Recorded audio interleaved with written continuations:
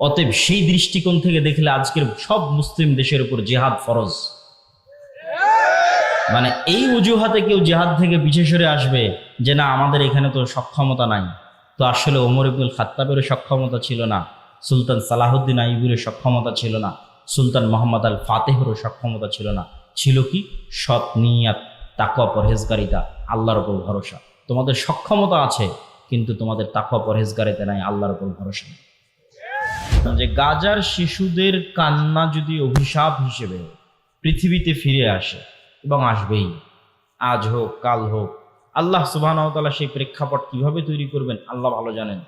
তো সেই দিন শুধু ওই অভিশাপে ইসরাইল ধ্বংস হবে না, বরং এই গাজার শিশুদেরকে চোখের সামনে মৃত্যুবরণ করতে দেখেও যে মুসলিম শাসকরা পদক্ষেপ নেয়নি, তাদের রাজত্ব ধ্বংস হয়ে যাবে।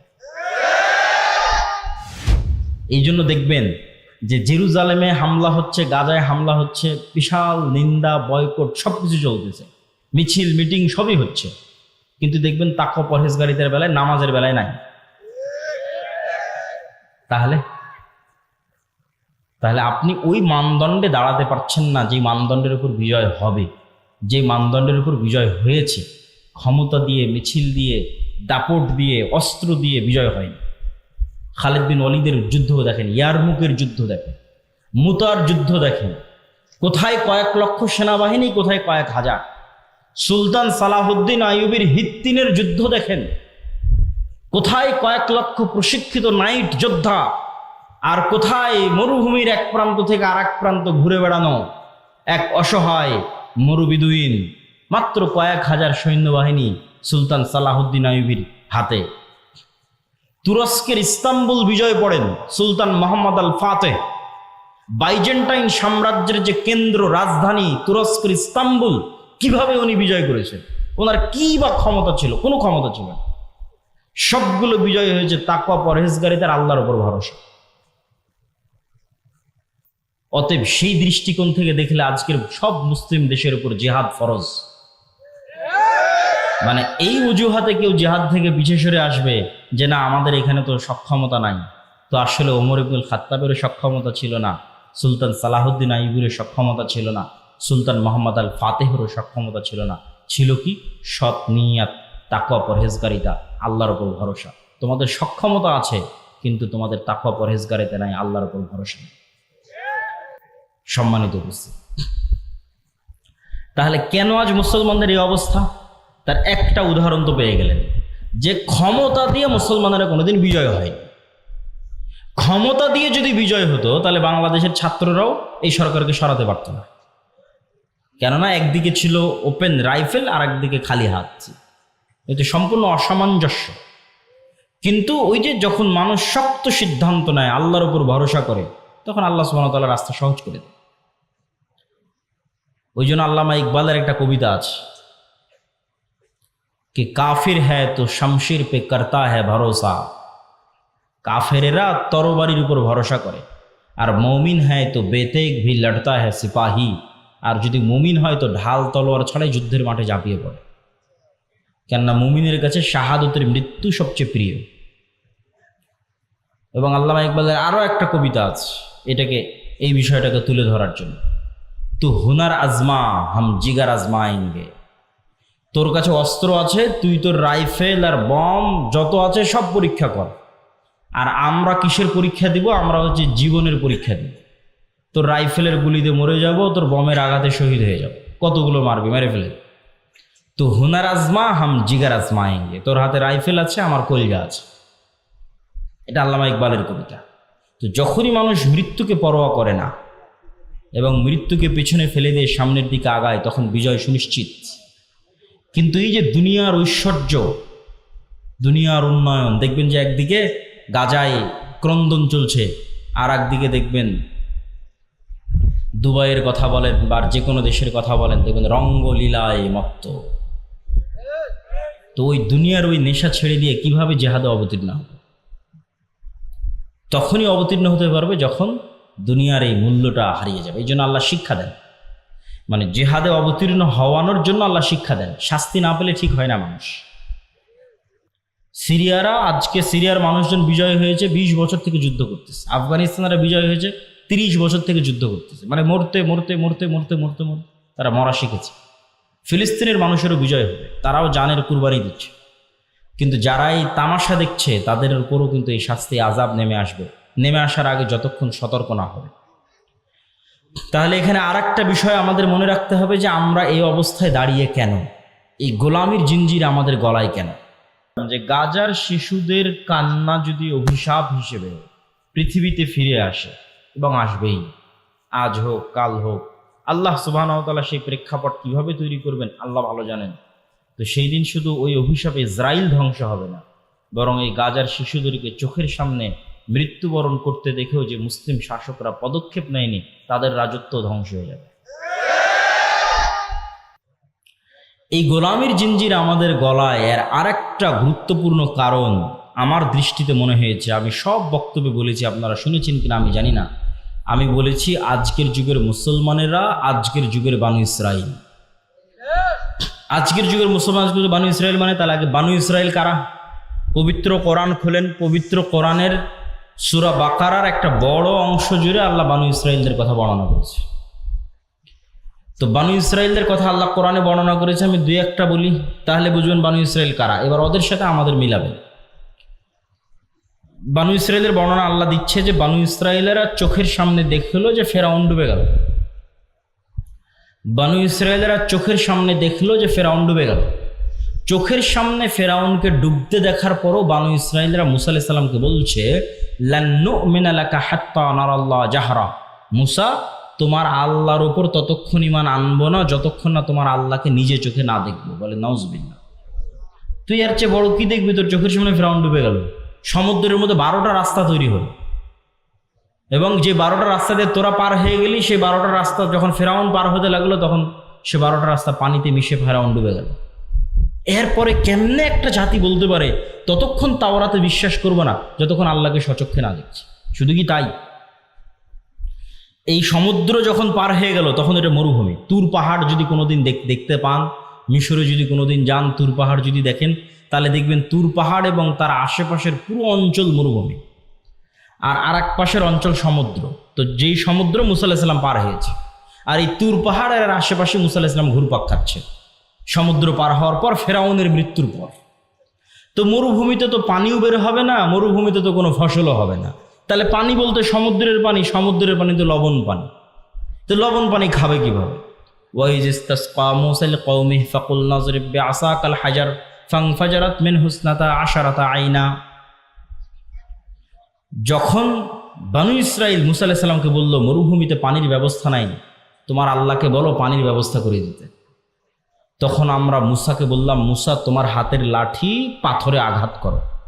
যখন মুসা আলাইহিস সালাম বিসমিল্লাহ বলে হাতের লাঠি পাথরে আঘাত করলেন, তখন মরুভূমির মধ্যে পানির কোনো উৎস ছাড়াই পাথরের মধ্যে থেকে 12টা ঝর্ণা বের হয়ে গেল। আল্লাহ, পানির ব্যবস্থা হয়ে গেল। খাবার, আল্লাহ বলছে তোমাদের জন্য জান্নাত থেকে মান্নার সালোয়া পাঠাবো খাবার হিসেবে। প্রতিদিন সকালবেলা মান্না সালোয়া আসতে লাগলো। মান্না সালোয়া কি? মান্না সালোয়া হচ্ছে এক উন্নত প্রজাতির পাখি আর পৃথিবীর সর্বোন্নত প্রজাতির মাশরুম। তো এই মান্না সালোয়া নিয়ে যখন আমি একবার গবেষণা করেছিলাম, তখন দেখেছিলাম, এখনকার দাম কম বেশি হতে পারে, যে আজকের পৃথিবীর সর্বোন্নত যে মাশরুম, এই সর্বোন্নত মাশরুমের বর্তমান 1 কেজি মাশরুমের দাম বাংলা টাকায় 4 থেকে 5 লক্ষ টাকা। আল্লাহু আকবার, 1 কেজি মাশরুমের দাম 4 থেকে 5 লক্ষ টাকা। সেই খাবার আল্লাহ ফ্রিতে দিত। তাহলে মরুভূমিতে পানি বের হয়ে গেল, মরুভূমিতে জান্নাত থেকে খাবার আসে। তারপরও বানু ইসরাইল বলছে লান নাসবিরা আলা তুআমিন ওয়াহিদ ফাদউ লানা রাব্বাক। এগুলো সব সূরা বাকারা থেকে আমি পড়তেছি। তোমার আল্লাহকে বলো এই রোজ এক খাবার ভাল লাগে না, আল্লাহকে বলো এই মরুভূমির থেকে ডাল, চাল, রসুন, পেঁয়াজ, আদা বের করে দিতে। তখন মুসা আলাইহিস সালাম আল্লাহর সাথে কথা বললেন। আল্লাহ বলছে ঠিক আছে, এই মরুভূমি পার হওয়ার পর সুজলা সুফলা শস্য শ্যামলা একটা এলাকা আছে, যেটা তোমার বাপদাদার, মুসা আলাইহিস সালামের বাপদাদার। মুসা আলাইহিস সালামের বাপদাদার কিভাবে? মুসা আলাইহিস সালামের বাপদাদার কিভাবে, এটা বোঝার জন্য 1-2 মিনিটে বুঝিয়ে দিচ্ছি। সমুদ্র পার হওয়ার সময় কয়টা রাস্তা তৈরি হয়েছিল? 12টা। ঝর্ণা ফাটার সময় কয়টা ঝর্ণা বের হলো? আল্লাহ কিন্তু কোরআনে বলছে ইসনা আশার, 12টা। এটা হচ্ছে ইউসুফ আলাইহিস সালামের 12 ভাই, ইয়াকুব আলাইহিস সালামের 12 সন্তান, ইউসুফ আলাইহিস সালামের 12 ভাইয়ের পরবর্তী বংশধর হচ্ছে তারা।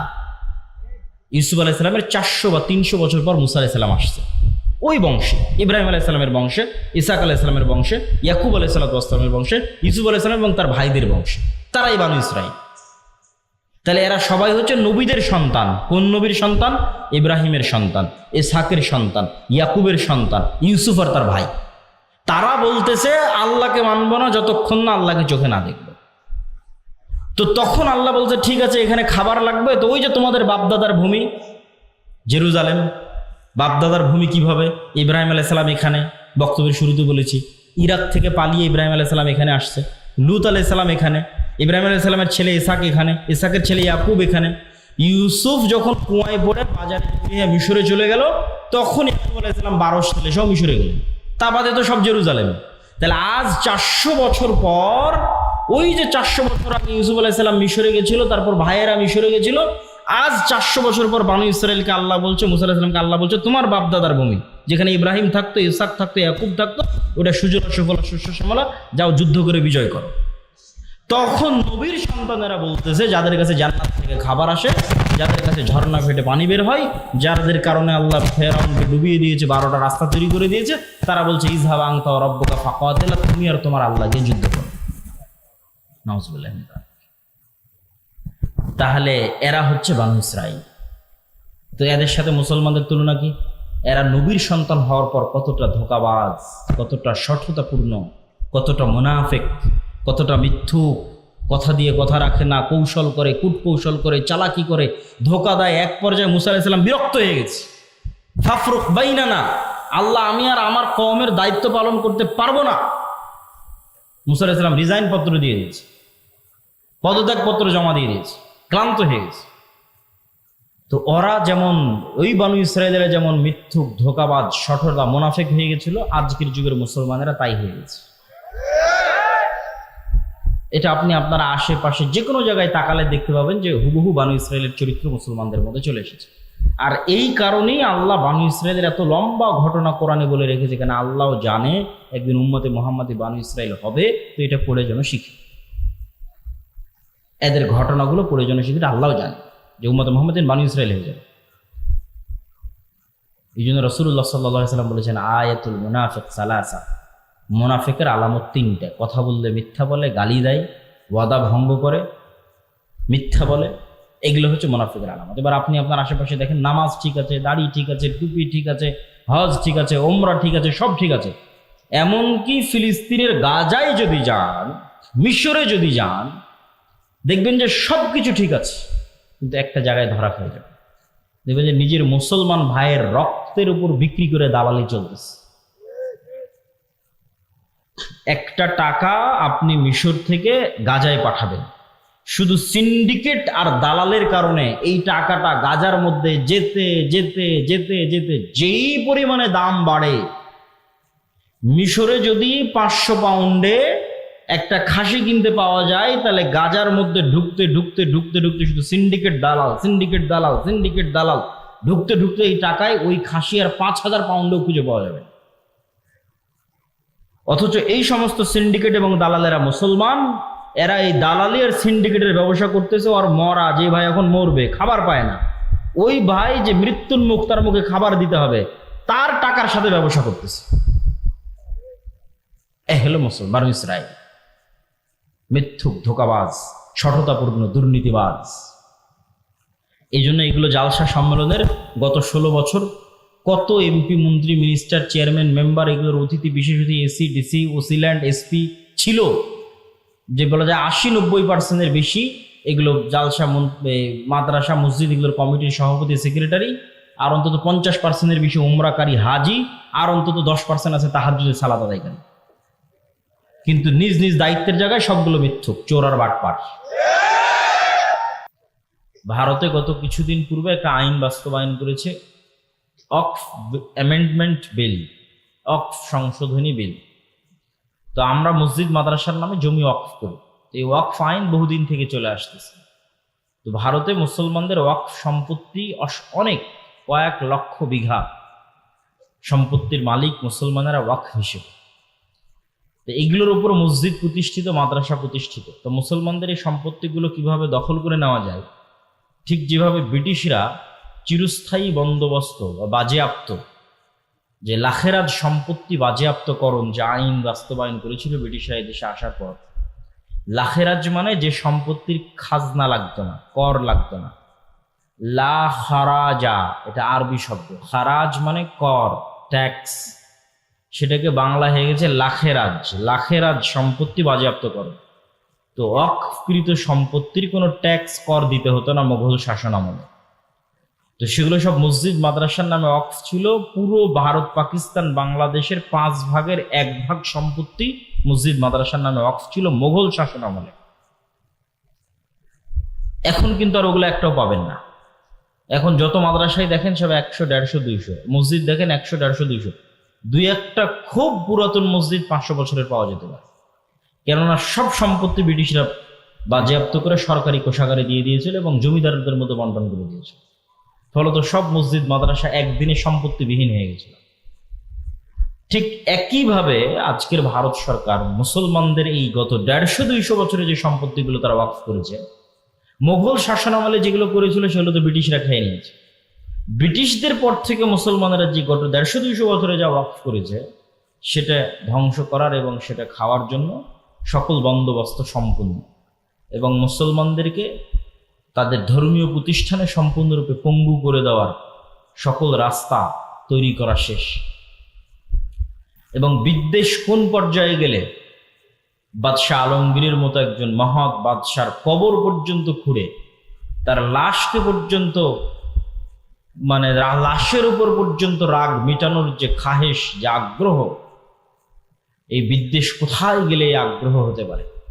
সম্মানিত উপস্থিতি, এখান থেকে কি বলতে চাচ্ছিলাম, এই ভারতের মুসলমানদের যদি আপনি বাঁচাতে না পারেন তো একদিন আপনিও বাঁচবেন না। রোহিঙ্গার মুসলমানদের যদি আপনি বাঁচাতে না পারেন তো একদিন আপনিও বাঁচবেন না। আজকে আরব বিশ্ব যদি গাজার মুসলমানদের বাঁচাতে না পারে তো একদিন তারাও বাঁচবে না। এটা পৃথিবীর নিয়ম। আপনি যদি নিজে বাঁচতে চান তাহলে আগে আপনার প্রতিবেশীকে বাঁচাতে হবে। আপনার পাশে যে বাড়িতে আগুন লেগেছে সেই বাড়ির আগুন নিভাতে হবে, না হলে সে আগুন আস্তে আস্তে আস্তে আস্তে আপনার বাড়িতে চলে আসবে। তাহলে আপনি যদি স্বাধীন থাকতে চান তাহলে আপনার পার্শ্ববর্তী দেশ রোহিঙ্গা মুসলমানদের স্বাধীনতা নিশ্চিত করতে হবে, ভারতের মুসলমানদের স্বাধীনতা নিশ্চিত করতে হবে, আরব বিশ্বের মুসলমানদের, গাজার মুসলমানদের স্বাধীনতা নিশ্চিত করতে হবে। তাহলে তারাও স্বাধীন থাকবে। না হলে যেই বিস্ফোরা, ইসরায়েলের যে বিস্ফোরা, আজকে মনে করছেন গাজাকে মাটির সাথে মিশিয়ে দিয়েছে, কালকে জর্ডানকে মাটির সাথে মিশিয়ে দিবে না, লেবাননকে মাটির সাথে মিশিয়ে দিবে না, সিরিয়াকে মাটির সাথে মিশিয়ে দিবে না, এর কোনো গ্যারেন্টি নেই। এই জন্য মুসলমানদের সতর্ক হওয়া অতীব জরুরি। এখান থেকে আমাদের পরের প্রশ্ন, পরের শিক্ষার বিষয় হচ্ছে, কেন মুসলমানদের আজ এই অবস্থা?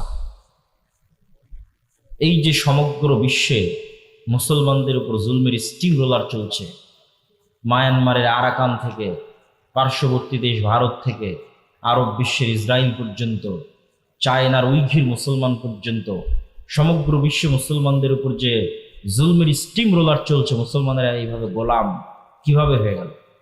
এর পিছনের কারণ কি এবং এটার থেকে মুসলমানেরা মুক্তি পাবে কিভাবে?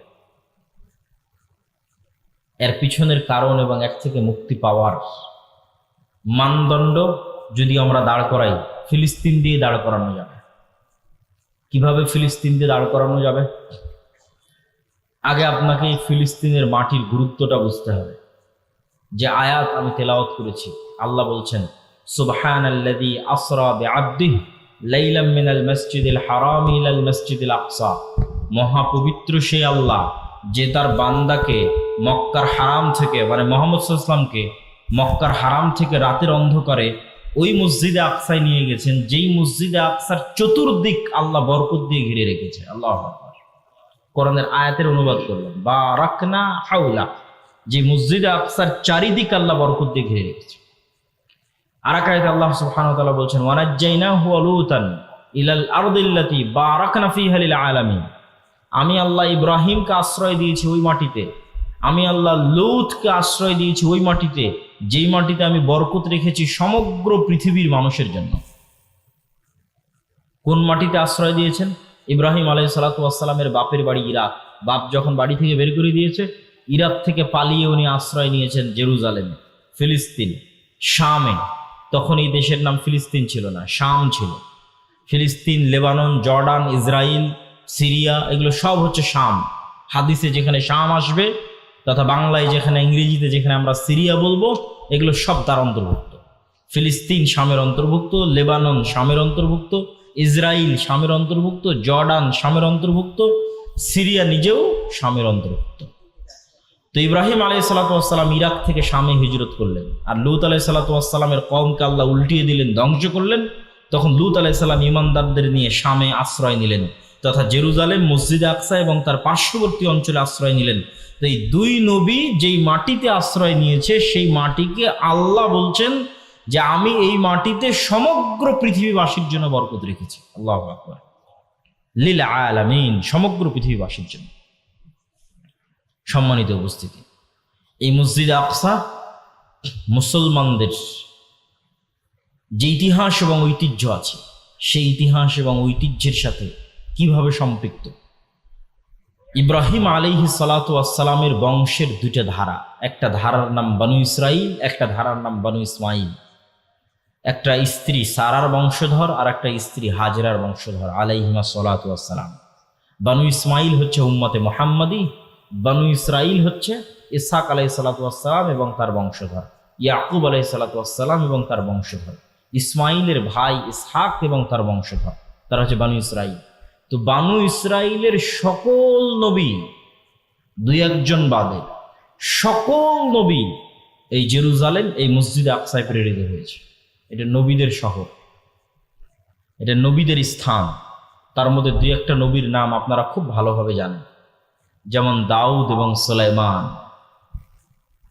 দাউদ এবং সুলাইমান সমগ্র পৃথিবীতে যে শাসন ব্যবস্থা প্রতিষ্ঠা করেছিল, যেই রাজত্ব আল্লাহ অতীতে কাউকে দেয়নি, ভবিষ্যতেও কাউকে দিবে না, সেই বিশাল রাজত্বের রাজধানী ছিল জেরুজালেম, মসজিদে আকসা। এই মসজিদে আকসা সেই মসজিদে আকসা, যে মসজিদে আকসার কথা আল্লাহ কোরআনে বলছেন এভাবে, ওয়াইদ ক্বালাত ইমরাতু ইমরান রব্বি ইন্নী নাযারতু লাকা মা ফি বাতনি মুহাররারা। যখন ইমরানের স্ত্রী বলল, আল্লাহ আমার পেটে যে সন্তান আছে তোমার রাস্তায় ওয়াকফ করে দিলাম, তোমার রাস্তায় মানে মসজিদে আকসার জন্য ওয়াকফ করে দিলাম। ফালাম্মা ওয়াদাআতহা ক্বালাত রব্বি ইন্নী ওয়াদাতুহা উনসা। যখন সন্তান প্রসব হলো, বলছে আল্লাহ আমি তো মেয়ে সন্তান প্রসব করেছি। আল্লাহু আ'লামু বিমা ওয়াজাআত, আর আল্লাহ আগে থেকেই জানেন যে সন্তান মেয়ে। ওয়ালাইসা যাকারু কাল উনসা, সকল পুরুষ মেয়ের মতো নয়, সকল মেয়ে পুরুষের মতো নয়। আর আমরা তার নাম রেখে দিলাম মারিয়াম। কুল্লামা দাখালা আলাইহা জাকারিয়াল মিহরাব ওয়াজাদা ইনদাহা রিজকা। যখনই জাকারিয়া, খালু জাকারিয়া মারিয়ামের মেহরাবে প্রবেশ করে, তখনই দেখে অসময়ের ফল। ক্বালা ইয়া মারিয়াম আন্না লাকি হাযা। মারিয়াম, অসময়ের ফল কোথায় থেকে আসলো? ক্বালাত হিয়া মিন ইনদিল্লাহ। মারিয়াম বলল, আল্লাহর পক্ষ থেকে অসময়ের ফল আসে। ইন্নাল্লাহা ইয়ারযুকু মান ইয়াশা বিগাইরি হিসাব। আল্লাহ যাকে ইচ্ছে তাকে বেহিসাব রিজিক দান করতে পারেন। হুনালিকা দাআ জাকারিয়া রাব্বাহ। জাকারিয়া যখন দেখলো আল্লাহ ইমরানকে এত সৎ একজন পরহেজগার আল্লাহওয়ালা কন্যা সন্তান দান করেছে, যার কাছে আল্লাহ আসমান থেকে খাবার পাঠায়, তা আমি তো জাকারিয়া বৃদ্ধ হয়ে গেলাম, আমার তো এরকম একটা সন্তান হলো না। হুনালিকা দাআ জাকারিয়া রাব্বাহ। তখন জাকারিয়া ওখানেই সালাতে দাঁড়িয়ে গিয়ে আল্লাহর কাছে দোয়া করতে লাগলেন, আল্লাহ আমাকে একটা সৎ সন্তান দাও। বৃদ্ধ হয়ে গেছি, আমার স্ত্রী বন্ধ্যায়, চুল দাড়ি পেকে গেছে, কিন্তু সন্তান চাই, মারিয়ামের মতো। তো এই মারিয়াম যেই মসজিদের খেদমত করছে, সেই মসজিদের নাম কি? মসজিদে আকসা। এই যে পুরো ঘটনা বলতেছে আল্লাহ নিজে কোরআনে বলতেছে, সূরা মারিয়ামের নামে আলাদা সূরা আছে, এগুলো সব মসজিদে আকসায় ঘটতেছে।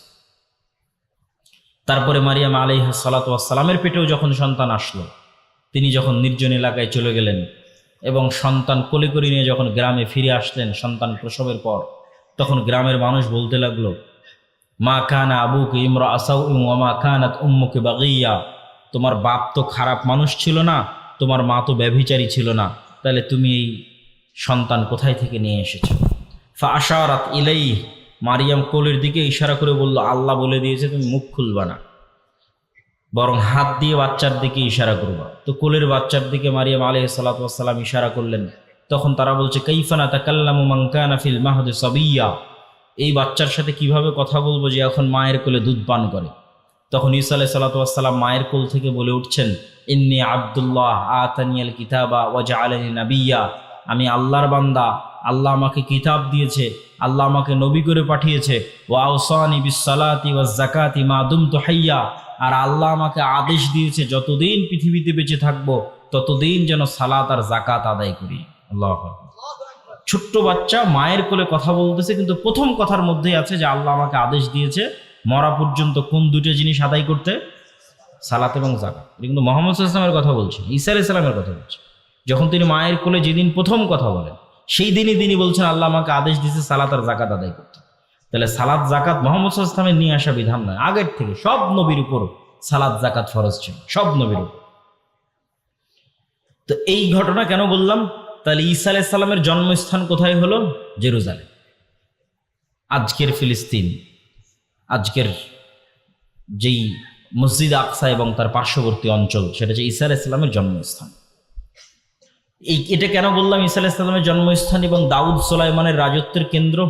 ঈসা আলাইহিস সালামের জন্মস্থান বলার পিছনে কারণ হচ্ছে আজকের বিশ্বের যেই ধর্মের অনুসারী সবচেয়ে বেশি, নাম কাওয়াস্তে কাগজে কলমে, বাস্তবে নয়, প্র্যাকটিক্যাল নয়। প্র্যাকটিক্যাল একটা খ্রিস্টান খুঁজে পাওয়া কঠিন। কেন খুঁজে পাওয়া কঠিন? ঈসা আলাইহিস সালাম নিজে বলতেছে প্রথম বাক্য, ইন্নী আব্দুল্লাহ, আমি আল্লাহর বান্দা, আর খ্রিস্টানরা বলতেছে আল্লাহর ছেলে। নাউজুবিল্লাহ। উনি মুখ দিয়ে প্রথম যে বাক্য উচ্চারণ করছেন, কোরআন বলছে ওনার মুখ দিয়ে উচ্চারিত প্রথম বাক্য হচ্ছে ইন্নী আব্দুল্লাহ, আমি আল্লাহর বান্দা, আর খ্রিস্টানরা বলতেছে তিনি নাকি আল্লাহর ছেলে। তাহলে তো এরা প্র্যাকটিক্যাল খ্রিস্টান হলো না? কাগজে কলমে নাম কাওয়াস্তে বর্তমান পৃথিবীতে খ্রিস্টান ধর্মের অনুসারী সবচেয়ে বেশি, মুসলমানদের চেয়ে বেশি। তাহলে এই যে পুরো খ্রিস্টান বিশ্বের যিনি নবী, তথা ইউরোপ এবং আমেরিকার মানুষেরা যাকে নবী হিসেবে মানে, তার জন্মস্থান হচ্ছে ফিলিস্তিন, জেরুজালেম। এই জন্য এখানে আরো একটা মজার জিনিস আছে। ইউরোপ আর আমেরিকার গর্ব হচ্ছে গায়ের রং, চামড়া সাদা, এবং এটাকে ভিত্তি করে তাদের দেশে রেসিজম চলে। আগে প্রচুর চলতো, এখন বাহ্যিকভাবে কমে গেছে, অন্তরে আছে। এটার কারণে আজ থেকে 70-80 বছর আগে কালো নিগ্রো আফ্রিকানদেরকে তারা গোলাম হিসেবে খাটাতো। কেন? এদেরকে তারা মানুষই মনে করতো না, just only for colour, skin colour, গায়ের চামড়ার রঙের কারণে। এবং এশিয়ানদেরকে, সেমেটিকদেরকে, যারা মেটে শ্যামা অথবা শ্যামা সাদা, মেটে সাদা, তাদেরকেও তারা নিম্ন হিসেবে তুলনা করে। কিন্তু ইউরোপিয়ান আর আমেরিকানরা এটাও ভুলে গেল যে তারা যাকে নবী হিসেবে মানতেছে তার গায়ের রং তাদের মতো নয়। ঈসা আলাইহিস সালামের জন্ম কোথায় হচ্ছে? ঈসা আলাইহিস সালামের জন্ম হচ্ছে জেরুজালেমে। ঈসা আলাইহিস সালাম সন্তান কার? ইব্রাহিমের। তাহলে ঈসা আলাইহিস সালাম এশিয়ান, সেমেটিক, অ্যারাবিয়ান। মুহাম্মদ সাল্লাল্লাহু আলাইহি ওয়াসাল্লামের গায়ের রং যা, আমার আপনার গায়ের রং যেমন, যদি কারো গায়ের রং মেটে উজ্জ্বল বর্ণের সাদা হয়, শ্যামা সাদা হয়, ধবধবে হলদে সাদা যে ইউরোপিয়ান আমেরিকান, সে গায়ের চামড়া ঈসা আলাইহিস সালামের ছিল না। তাহলে তাদের যে গায়ের চামড়াকে ভিত্তি করে যে অহংকার, সেটার কোনো ভিত্তি থাকে না। এবং এখানে আরো একটা জিনিস শিখার আছে। আজকের ইসরায়েলে সবাই মাইগ্রেট করে এসেছে আমেরিকা এবং ইউরোপ থেকে, সবার গায়ের চামড়া ধবধবে সাদা। তো সে কেমনে ইব্রাহিম আলাইহিস সালাতু ওয়াস সালামের সন্তান হয়? ইব্রাহিম আলাইহিস সালাতু ওয়াস সালামের সন্তান হলে তো গায়ের চামড়া সেই রঙের, সেই কালারের ঠিক থাকতে হবে। কেননা তাদের যে অহংকার, সেই অহংকারের ভিত্তিটা কি? তাদের অহংকারের ভিত্তি আল্লাহ সুবহানাহু ওয়া তাআলা নিজে কোরআনে মাজিদে বলছেন যে আশাদ্দুন নাসে আদাওয়া, মুমিন এবং মুসলমানদের সাথে সবচেয়ে বেশি শত্রুতা করবে পৃথিবীতে দুইটা জাতি। একটা হচ্ছে পাশের দেশের ব্রাহ্মণ্যবাদী মুশরিকরা, আর একটা হচ্ছে ইসরায়েলের জায়নিস্ট ইহুদিরা। আল্লাহর কোরআনের আয়াত, আল্লাহ বলেছেন যে মুসলমানদের উপর সবচেয়ে বেশি শত্রুতা করবে ব্রাহ্মণ্যবাদী হিন্দুরা, জায়নিস্ট ইহুদিরা মুসলমানদের সাথে সবচেয়ে শত্রুতা করবে। তাহলে বাদ গেল কে? খ্রিস্টানরা শত্রুতার দিক থেকে অতটা থাকবে না। কেন থাকবে না? আল্লাহ তাদেরকে বলেছেন ওয়ালা যালিন, তারা সত্য জানে না, জানলে সত্য মেনে নিত। এই জন্য অতীতেও যত মানুষ ইসলাম গ্রহণ করেছে তার বেশিরভাগ খ্রিস্টান থেকে ইসলাম গ্রহণ করেছে। কিয়ামত পর্যন্ত যত মানুষ ইসলাম গ্রহণ করবে তার বেশিরভাগ খ্রিস্টান থেকে ইসলাম গ্রহণ করবে। কেননা তারা সত্য জানে না, জানলে মানবে। এই জন্য দেখবেন যে আজকের ইউরোপ আমেরিকায় সব নন মুসলিমরা মিছিল করতেছে ফিলিস্তিনের পক্ষে, যাদের নাম দিয়েছে ট্রাম্প সরকার বা ইসরায়েলের সরকার বা ইসরায়েলের মিডিয়া প্রো প্যালেস্টাইনিয়ান। যে প্রো প্যালেস্টাইনিয়ান যে প্রোটেস্ট হচ্ছে তথা প্যালেস্টাইনকে সাপোর্ট করে যে প্রোটেস্টটা হচ্ছে, 90% সব নন মুসলিম এবং খ্রিস্টান। এইটা আজ থেকে 10-15 বছর আগে দেখা যায়নি কেন? আজ থেকে 10-15 বছর আগে মিডিয়া কুক্ষিগত ছিল। বিবিসি, CNN নিজস্ব যে মিডিয়ার চ্যানেল সেটা কুক্ষিগত ছিল। এখন তো ইনস্টাগ্রাম, টুইটার, ফেসবুক ওপেন, সারা পৃথিবীর মানুষ দেখতে পাচ্ছে যে এখানে জুলম হচ্ছে। ওই যে আল্লাহ বলেছে ওয়ালা যালিন, খ্রিস্টানরা পথভ্রষ্ট, জানলে কথা বলবে। তো খ্রিস্টানরা যখন জানতেছে যে এখানে জুলম হচ্ছে, চোখের সামনে দেখতে পাচ্ছে যে গাজাতে জুলম হচ্ছে, তখন তারাও মিছিল মিটিং করতেছে। এই জন্য মিডিয়ার পাওয়ার আছে। আপনি যদি মনে করেন আমেরিকাকে একচাটিয়ে দোষ দিবেন যে আমেরিকা ইসরায়েলকে সাপোর্ট দিচ্ছে, দোষ দেওয়া যাবে, তবে এর আর একটা ব্যাখ্যাও আছে। আর একটা ব্যাখ্যা হচ্ছে আমেরিকা ইসরায়েলকে তার জুলম হিসেবে যতটা না তাকে সাপোর্ট দেয়, অথবা জুলম হিসেবে যদি সাপোর্ট দেয়, তো তার পাশাপাশি একটা বড় অংশ থাকে সফট কর্নার। সে সফট কর্নারটা কি? সেটা হচ্ছে ইসরায়েলের ইহুদিরা এমনভাবে গত 100 বছরে ইউরোপ এবং আমেরিকার ব্রেন ওয়াশ করেছে মিডিয়া দিয়ে যে ওদের চাইতে দুনিয়াতে মাজলুম আর কেউ নাই। একটা পয়েন্ট অফ ভিউ যেটা আমরা দেখতেছি সেটা কি, আমেরিকা ইসরায়েলকে সাপোর্ট দিচ্ছে তার জুলমে। এর মধ্যে আরেকটা জিনিস আছে যেটা আমরা জানি না, সেটা হচ্ছে গত 100 বছরে ইহুদিরা এমনভাবে খ্রিস্টানদের ব্রেন ওয়াশ করেছে আমেরিকা এবং ইউরোপে যে আমাদের চাইতে এই পৃথিবীতে মাজলুম কেউ নাই। এটা তৈরি করতে সহযোগিতা করেছে কোনটা? ওই যে হিটলার 60 লক্ষ ইহুদিকে গ্যাস চেম্বারে ঢুকিয়ে হত্যা করেছিল। 60 লক্ষ ইহুদিকে গ্যাস চেম্বারে ঢুকিয়ে হত্যা করার পর ওটাকে বলা হলোকাস্ট। এই এক হলোকাস্টকে বিক্রি করে দেখো আমাদের উপর কি জুলুম হয়েছে। 60 লক্ষ ইহুদিকে গ্যাস চেম্বারে ঢুকিয়ে হত্যা করা হয়েছে। পৃথিবীতে কোথাও আমাদের দাঁড়ানোর জায়গা নেই। যেখানেই যাই সেখানে মানুষ আমাদের সাথে খারাপ ব্যবহার করে, আমাদেরকে মারে ধরে। অতএব আমাদের জন্য একটা দেশ দাও, একটা জায়গা করে দাও যেখানে গিয়ে আমরা থাকবো। তাহলে তার জুলমের সাপোর্ট হিসেবে যতটা, তার কিন্তু আর একটা বড় অংশ আছে এটা দেখানো যে আমরা মাজলুম। ঠিক এই কাজটাই কিন্তু এখন মুসলমানেরা একটু হলেও সাকসেস হচ্ছে, যে গাজার মানুষেরা মাজলুম, এখানে ইসরায়েল হচ্ছে জালেম এবং গাজার মানুষেরা মাজলুম। এটাই ওপেন সোশ্যাল মিডিয়ার এই সোর্সিং থাকার কারণে ইউরোপ এবং আমেরিকার যারা সাধারণ মানুষ তাদের পক্ষে এই বিষয়টা বোঝা এবং গ্রহণ করা সহজ হচ্ছে এবং তারা এটার পক্ষে অবস্থানও প্রকাশ করতেছে। তো তাদের লজিকটা বলতে চাচ্ছিলাম যে ইসরায়েল বা ইহুদি বা ব্রাহ্মণ্যবাদী যে দুইটা জাতির কথা আল্লাহ বলল যারা মুসলমানদের সাথে সবচেয়ে বেশি শত্রুতা করবে, লজিকটা কি? লজিকটা হচ্ছে সুপারিয়রিটি থিওরি। ইহুদিরা বিশ্বাস করে যে তারা চোজেন বাই দ্য গড, তথা আল্লাহর পক্ষ থেকে পৃথিবীতে বাছাইকৃত একমাত্র আল্লাহর সন্তান হচ্ছে ইহুদিরা। বলেন নাউজুবিল্লাহ। এই জন্য কেউ ধর্ম চেঞ্জ করে ইহুদি হতে পারবে না, জন্মগত ইহুদি হতে হবে। এই কারণে তারাবাদে, যেহেতু তারা চোজেন বাই দ্য গড, আল্লাহ কর্তৃক বাছাইকৃত আল্লাহর সন্তান, তাদের বিশ্বাস অনুযায়ী এই জন্য তারাবাদে আর বাকি পৃথিবীর সবাই হচ্ছে গরু, ছাগল, মহিষ, ভেড়া, বকরি অথবা পশু প্রাণী নয়। এদের জবাই করলেই কি, আর এদের স্ত্রী সন্তানদের ধর্ষণ করলেই কি। যেমন গাজার 50,000 মানুষকে হত্যা করে ওদের কোনো ফিলিংস কাজ করেনি, ওরকম 50,000 সুযোগ পেলে 50,000 খ্রিস্টানকে হত্যা করবে, কোনো ফিলিংস কাজ করবে না। কেননা তার ব্রেনে আছে সুপারিয়রিটি থিওরি। সে তার রব কর্তৃক বা আল্লাহ কর্তৃক বাছাইকৃত পৃথিবীর একমাত্র সন্তান, বাকি সব গোলাম। একই সুপারিয়রিটি থিওরি আমাদের পাশের দেশের ব্রাহ্মণ্যবাদীরা বিশ্বাস করে। এরা বিশ্বাস করে কি, যে আমরা তাদের বিশ্বাস অনুযায়ী আমরা ভগবানের মাথা থেকে তৈরি হয়েছি। এই জন্য কেউ নতুন করে ধর্ম চেঞ্জ করে ব্রাহ্মণ হতে পারবে না। ব্রাহ্মণ জন্মগত হতে হবে, লিগ্যাসি বংশগত হতে হবে। তো ব্রাহ্মণরা কোত্থেকে তৈরি হয়েছে? ভগবানের মাথা থেকে তৈরি হয়েছে। আর বাকি ক্ষুদ্র, তারপরে হচ্ছে কি বলে বৈশ্য, ক্ষত্রিয়, যত ওদের যে জাত পাতের যে ভেদ আছে, নিম্ন শ্রেণীর হিন্দু যারা আছে, বলি দেওয়া লাগলে ওদের ছেলে মেয়েকে বলি দাও, যা করা লাগবে সব ওদের, কাজ করবে ওরা, খাটবে ওরা, ব্রাহ্মণেরা বসে থেকে খান, বাকি সব গোলাম। এটাই কিন্তু হিন্দু কালচার। এবং এই কারণেই কিন্তু বাংলাদেশের মুসলমানেরা এত বেশি মুসলমান হয়েছে। কেন? বাংলাদেশের মুসলমানেরা বেশিরভাগ নিম্ন বর্ণের হিন্দু ছিল।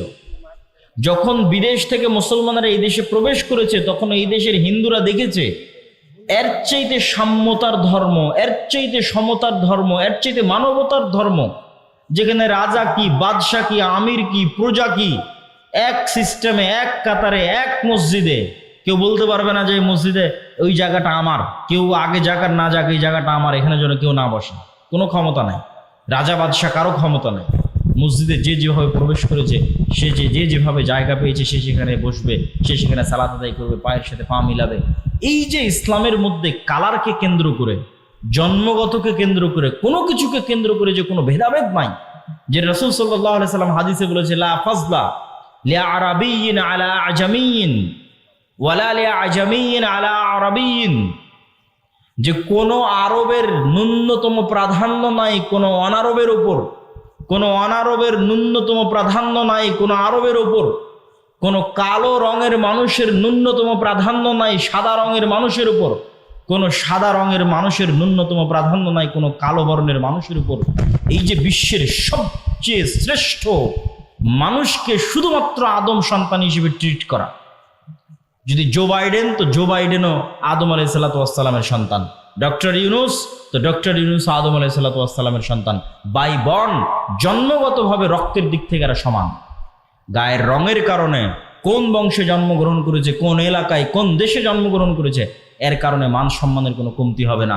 মান সম্মানের কমতি হবে কাজের কারণে, কর্মের কারণে। তো যখন এই অঞ্চলের নিম্নবর্ণের হিন্দুরা দেখলো যে তো এর চেয়ে শ্রেষ্ঠ ধর্ম আর হয় না, তখন দলে দলে ইসলাম গ্রহণ করেছে। তাহলে ওখানে ইহুদিদের সুপারিয়রিটি থিওরি, এখানে হিন্দুদের সুপারিয়রিটি থিওরি। ব্রাহ্মণ্যবাদী হিন্দু আর জায়নিস্ট ইহুদি, এরা হচ্ছে সুপারিয়রিটি থিওরিতে বিশ্বাস করে। এরা বাদে যেমন ব্রাহ্মণ্যবাদী হিন্দুরা মুখে বলুক আর না বলুক, তারা কি মনে করে? তারা মুসলমানদের মনে করে লেচ্ছ, জবন, অস্পৃশ্য। অস্পৃশ্য মানে যাকে টাচ করাও যায় না, এতটা অপবিত্র। শেখ মুজিবুর রহমান তার আত্মজীবনীতে লিখেছে, সে তার এক হিন্দু বন্ধুর বাড়িতে বেড়াতে গেছিল, এই কারণে ওর মা ওর খালারা মিলে ওই বাড়ি 7 বার করে ধুয়েছে, কেননা মুসলমান প্রবেশ করেছে ওই বাড়িতে। অস্পৃশ্য, যাকে স্পর্শ পর্যন্ত করা যায় না। এই সুপারিয়রিটি থিওরির কারণে আজকে তাদের এত অহংকার। এই জন্য মুসলমানদেরকে তারা পশু প্রাণী মনে করে না। আজকে গাজায় যা দেখছেন, এরকম অবস্থা যে বাংলাদেশে হবে না তার কোনো গ্যারেন্টি নেই। বাংলাদেশের ভাগ্য ভালো যে 24 জুলাইয়ের যে আন্দোলন, সেটার কারণে হয়তো বাংলাদেশের ওই ভাগ্য বরণ করা, গাজার ভাগ্য বরণ করা হয়তো আর 10, 15, 20 বছর, 50 বছর হয়তো পিছিয়ে গেছে। তবে মুসলমানদের জন্য সুযোগ আছে, বাংলাদেশের মুসলমানদের জন্য সুযোগ আছে, যে তারা যদি তাদের ঈমান, আমল, আকীদায় অটল এবং অটুট থাকে, তাহলে এটার থেকে বাঁচতে পারে। আমি সে আলোচনাটাই করছিলাম, আবারও আলোচনার মূলে ফিরে যাই, যে আমরা মুসলমানদের এই যে অধঃপতন, এটার এই শিকার হয়েছে, এটার কারণ কি? আমি বলছিলাম যে এটার মানদণ্ড ফিলিস্তিন দিয়ে দাঁড় করানো যাবে। কিভাবে ফিলিস্তিন দিয়ে দাঁড় করানো যাবে? এই ফিলিস্তিন যখন ওমর রাদিয়াল্লাহু তাআলা আনহু বিজয় করে, এই ফিলিস্তিন যখন সালাহুদ্দিন আইয়ুবী বিজয় করে, তখন আপনি এবার ইতিহাস পড়েন কি ছিল ওমর রাদিয়াল্লাহু তাআলা আনহুর কাছে। আল্লাহর কসম করে বলতে পারি, আমি আল্লাহর কসম করে বলতে পারি, আজকে একটা মুসলিম দেশের যা ক্ষমতা আছে, তার 60% ক্ষমতা ওমর রাদিয়াল্লাহু তাআলা আনহুর ছিল না। আজকে সৌদি আরব, তুরস্ক, মালয়েশিয়া, পাকিস্তান, বাংলাদেশ, মিশর, এদের যে দুনিয়াবী যে ক্ষমতা আছে, তার 60% ক্ষমতা ওমর রাদিয়াল্লাহু তাআলা আনহুর ছিল না। রোমান এম্পায়ারের সাথে তুলনা করলে কিছুই না। তাহলে কি দিয়ে ওমর রাদিয়াল্লাহু তাআলা জেরুজালেম বিজয় করলেন? 12,000 মুজাহিদ জেরুজালেম ঘেরাও করে আছে 1 মাস থেকে, তার মধ্যে 4,000 সাহাবী। আবু উবাইদা ইবনুল জাররাহ চিঠি লিখেছে আমিরুল মুমিনিন খলিফাতুল মুসলিমিন ওমর ইবনুল খাত্তাবের কাছে, যে পাদ্রীরা বলছে আপনি না আসলে চাবি হস্তান্তর হবে না।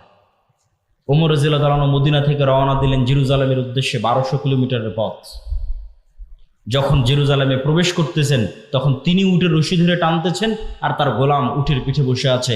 আবু উবাইদা ইবনুল জাররাহ হন্তদন্ত হয়ে ছুটে এসে বলছে, ইন্নার রোমান লা ইয়ানজুরু ইলাইনা নাজরাতা কিল্লা, আমিরুল মুমিনিন করেছেন কি? আপনার জামা কাপড়ের অবস্থা আর এইভাবে উটের রশি ধরে টানা, এগুলো দেখলে তো পাদ্রীরা হাসাহাসি করে। কেন? ওরা তখন রোমান এম্পায়ারের সবচেয়ে বড় তীর্থস্থান হচ্ছে জেরুজালেম। কত বড় বিজয় এটা এখন কল্পনা করেন যে এখন যান আপনি বিজয় করেন জেরুজালেম। তো এখন বাংলাদেশের ওই চিরির বন্দরের রানীর বন্দরের একটা কৃষক বাংলাদেশ থেকে উঠে গিয়ে জেরুজালেম বিজয় করে নিল। এটা যেমন ওমর রাদিয়াল্লাহু তাআলা আনহুর ওই যুগে জেরুজালেম বিজয় করা তেমন। আমি মনে হয় বুঝাতে পারেন। আবারও বলি, আজকে বাংলাদেশের চিরির বন্দরের রানীর বন্দরের একটা কৃষক এখান থেকে উঠে গিয়ে আমেরিকা আছে, ইসরায়েল আছে, ইংল্যান্ড আছে, চায়না আছে, রাশিয়া আছে, বিশ্বের এত সুপার পাওয়ার থাকতো জেরুজালেম বিজয় করে নিয়েছে। এইটা যেমন ঠিক ওই যুগে রোমান এম্পায়ার এবং ওই যুগের পারস্য এম্পায়ার, পার্সিয়ান এম্পায়ার এর উপস্থিতিতে আরবে তৈরি হওয়া এক মরুভূমি থেকে ওমর ইবনুল খাত্তাব খালি হাতে জীর্ণ শীর্ণ অবস্থায় জেরুজালেম বিজয় করে নিয়েছে। তো যে ওমর রাদিয়াল্লাহু তাআলার কাছে কিছু ছিল না। তো আবু উবাইদা ইবনুল জাররাহ বলছে যে আপনাকে দেখলে তো এরা আমাদেরকে ছোট মনে করবে, আপনি যেভাবে আসছেন। ওমর রাদিয়াল্লাহু তাআলা বলছে আমরা জাহিলি যুগে কেউ আমাদের চিনত না। এই বাংলাদেশের একটা কৃষককে যেমন কেউ চিনে না, মাঠে কাজ করা কৃষককে, তো ওই মরুভূমির রাখালকে কে চিনতো? কেউ চিনত না। ওমর রাদিয়াল্লাহু তাআলাকে কেউ চিনত না। জাহিলি যুগে আমাদের কেউ চিনত না।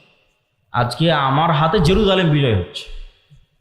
তো আমার হাতে জেরুজালেম বিজয় হচ্ছে আ'আজ্জানাল্লাহু বিল ইসলাম। এই সম্মানটা আমরা অর্জন করেছি, এই ক্ষমতাটা আমরা অর্জন করেছি তাকওয়া পরহেজগারিতা, আল্লাহ ভীরুতা দিয়ে।